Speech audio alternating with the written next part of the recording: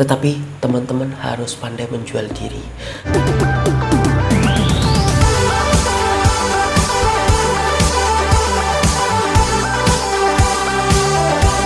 Ya, kembali lagi bersama saya Sales, YouTuber satu-satunya sales paling ganteng, buka terbatas. Asik ya.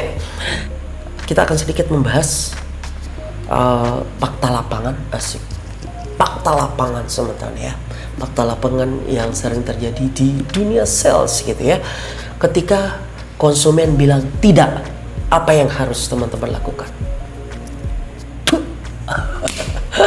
Gitu ya. Kabur, cuek, bodo amat, atau stay sampai closing. Your choice in your hand gitu sementara ya. Aku akan memilih diam sampai closing gitu ya.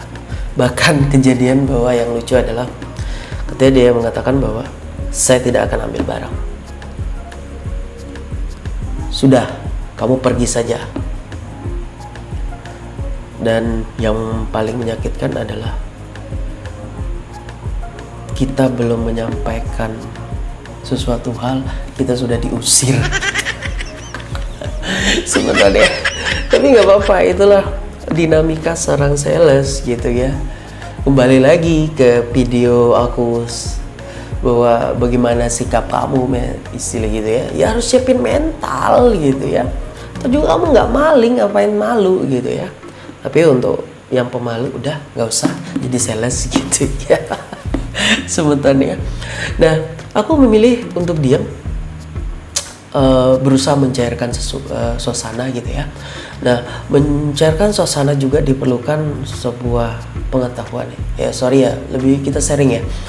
Dibutuhkan sebuah ya pendekatan ya, lebih kepada pengetahuan, yaitu NLP sebenarnya, Neuro Language Programming gitu ya. Apa itu? Nanti kita akan bahas gitu ya. Tetapi yang pasti adalah ketika teman-teman sudah menjadi seorang sales adalah yang dipastikan adalah teman-teman bukan hanya menjual barang, tetapi teman-teman harus pandai menjual diri. Bagaimana menjadi semenarik mungkin, bagaimana bisa memberikan kesan yang baik terhadap konsumen sehingga ada chemistry yang terbentuk di dalamnya. Ketika chemistry sudah dibentuk di dalamnya, kita secara tidak langsung kita sudah tahu karakter masing-masing, maka kita bisa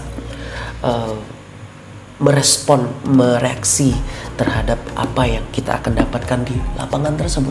Seperti yang saya bilang, ketika ditolak karena saya sudah tahu bahwa yang bersangkutan adalah orang yang ya baik dan memang agak sedikit ya, mungkin kebanyakan orang yang bisa dikecewakan, tapi buat saya bukanlah.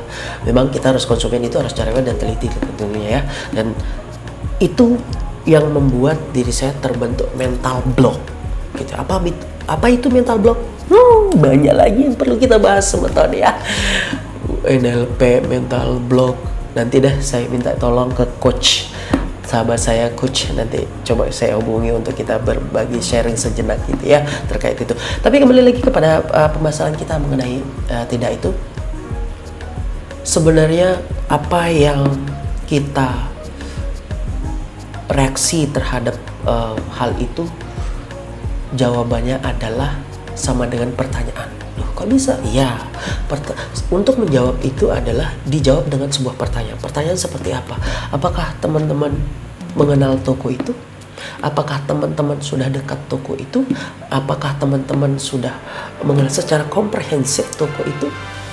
Itulah jawaban dari jawaban tadi itu. Bingung ya? Gue juga bingung ya. Tetapi yang pasti adalah, mungkin kalau teman-teman bisa highlight adalah sekali lagi bahwa kita bukan hanya menjual barang, kita menjual diri sebenarnya.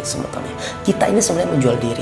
Menjual diri adalah bagaimana konsumen itu bisa interest kepada kita, bagaimana konsumen itu bisa terkesan kepada kita, sehingga terjalin sebuah hubungan yang baik antara kedua belah pihak, seperti itu, antara produsen dan konsumen gitu ya. Sales ini bukan bagian dari produsen itu sendiri ya, yaitu tenaga penjualan gitu ya.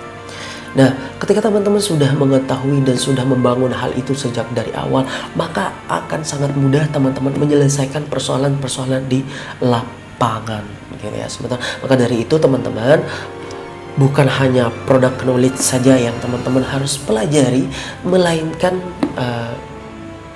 know your consumer gitu ya. Jadi teman-teman harus tahu konsumen itu sendiri. Kita akan bahas hal yang lain lagi nanti di kesempatan yang lainnya sebetulnya. Terima kasih tetap bersama saya, Sales YouTuber satu-satunya, Sales paling gede buka terbatas. Don't forget like, share, comment, and of course subscribe. Sales YouTuber.